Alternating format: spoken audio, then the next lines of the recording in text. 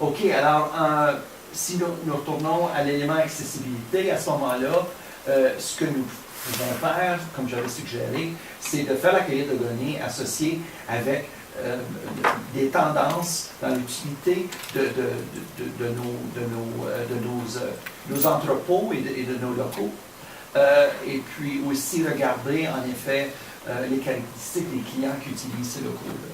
Donc, est-ce que nous avons réellement, suite à la formation associée avec la législation, est-ce que nous avons vraiment augmenté notre capacité d'accéder ou de promouvoir l'accès à nos locaux de la part de notre clientèle? Ensuite, la question de santé au client, un sondage de satisfaction, un échantillage équilibré à travers nos sites, à travers nos programmes. Alors, et finalement, l'intégration, nous pouvons regarder les changements dans les profils du OCAM, donc associés avec les 25 besoins de base, besoins d'hébergement, besoins de finances, besoins sociaux. Et puis, ces variables-là, c'est encore très qualitatif, mais c'est quelque chose que nous pouvons juxtaposer avec des événements fixes dans la vie de la personne, comme une présentation en urgence, un congédiement, et puis une hospitalisation.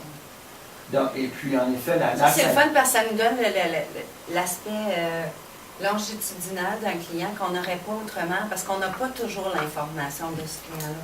Okay. Je comprends, c'était ça que je voulais dire, mais je ne l'ai pas dit, mais c'est bien. Alors ensuite, parce que nous rencontrons de façon trimestrielle,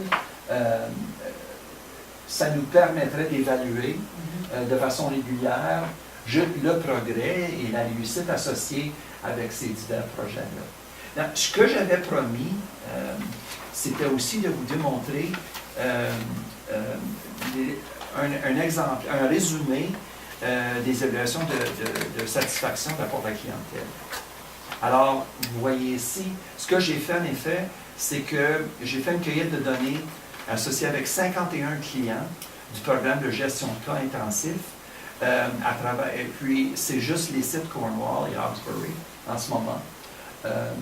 Il y avait un manque de continuité suite au changement de personnel dans le programme satellite. Alors, ce que je trouvais, c'était mieux de viser, de faire le focus sur ça. Donc, il y a 17 gestionnaires de cas qui ont été sondés, 51 clients sondés au sujet du travail de 17 gestionnaires de cas.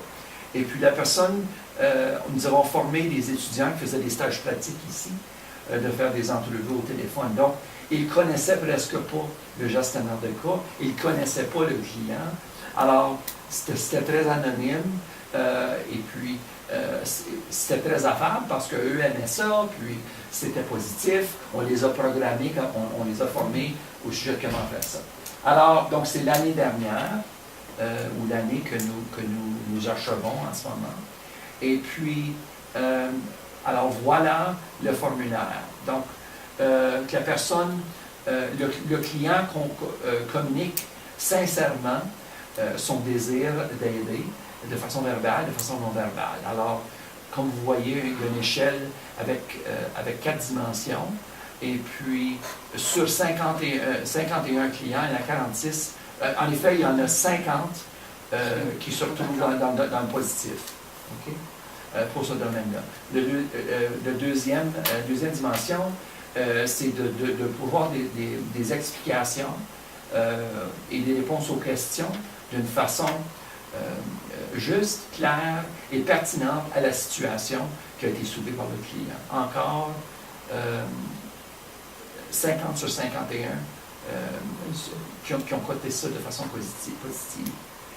Troisième dimension, alors qui communique clairement l'information au sujet des droits de la personne et puis les responsabilités du travailleur. Donc, c'est un peu moins, mais quand même 49 sur 51 personnes qui ont coté ça positivement. Évidemment, c'est pas toujours le fait que tout le monde n'est pas toujours content. Et puis, ça dépend aussi quand est-ce que nous faisons l'évaluation. Il y a des recherches là-dessus. quand on rencontre les gens au tout début de leur expérience avec le travailleur, ils ont de l'aide, ils ne sont pas sur une liste d'attente, ils sont très heureux, et puis tout est bien, tout est positif.